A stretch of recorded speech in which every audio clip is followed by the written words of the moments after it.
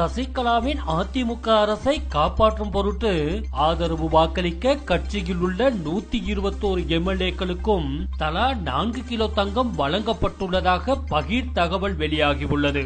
அதிமுக எம்எல்ஏக்கள் இந்த குற்றச்சாட்டை மறுத்த போதும் சென்னையில் உள்ள தனியார் நகைக்கடை ஒன்றிலிருந்து 500 கிலோ தங்கம் 121 அதிமுக எம்எல்ஏக்களின் வீடுகளுக்கும் விநியோகிக்கப்பட்டுள்ளது என வருமான வரித்துறை கண்டுபிடித்துள்ளது.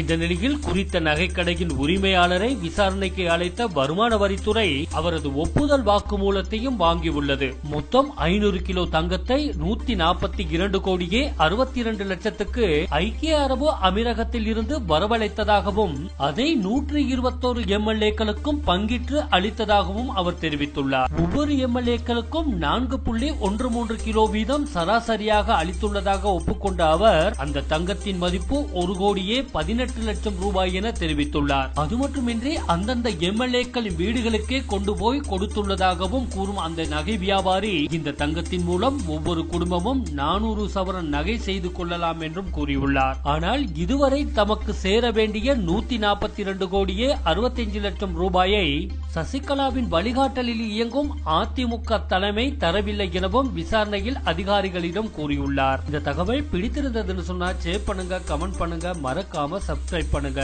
அடுத்த வீடியோவில் சந்திப்போம். நன்றி, வணக்கம்.